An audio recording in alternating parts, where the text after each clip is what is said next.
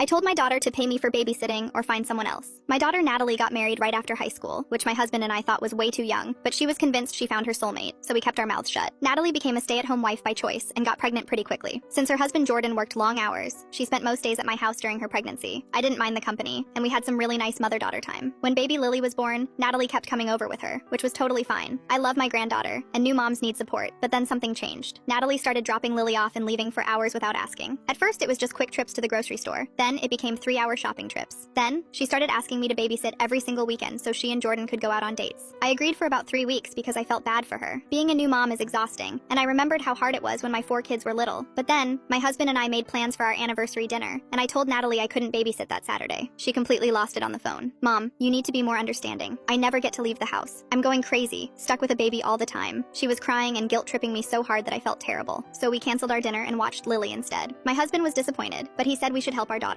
We even had to postpone our vacation to Mexico because Natalie needed us to babysit, while Jordan went on some work trip. Here's the thing though, we're in our 60s now. My husband has a bad limp from an old injury, and I have arthritis that makes it hard to bend down. Lily is not a newborn anymore. She's crawling everywhere, getting into everything, and requires constant attention. Last week, I was chasing her around for 4 hours straight while Natalie was at the nail salon. By the time she picked Lily up, my back was killing me and I could barely walk. That's when I noticed Natalie never comes over just to visit anymore. She only shows up when she needs me to babysit. No family dinners, no just hanging out and talking. She drops Lily off and disappears until it's convenient for her to pick her up again. So yesterday when she called asking if I could watch Lily this weekend, I finally said what I'd been thinking. Natalie, at this point, you need to either pay me like you'd pay any other babysitter or find someone else. The line went dead quiet. Then she started screaming about how horrible it was for me to charge money to watch my own granddaughter, how I was being selfish and cruel, and how grandmothers are supposed to help their children. I told her I helped plenty, but I'm not a free daycare service. I said, you hired a babysitter 2 weeks ago to go to that concert. If you can pay a stranger, you can pay me. She hung up on me. An hour later, Jordan called saying Natalie was sobbing and that I was destroying their family. He said they couldn't afford to pay for childcare every weekend, and how could I put a price on spending time with my granddaughter? I explained that I love Lily, but I also want to enjoy my retirement with my husband. We raised 4 kids already. We're tired and our bodies can't keep up with a toddler every single weekend. Natalie hasn't spoken to me in 3 days.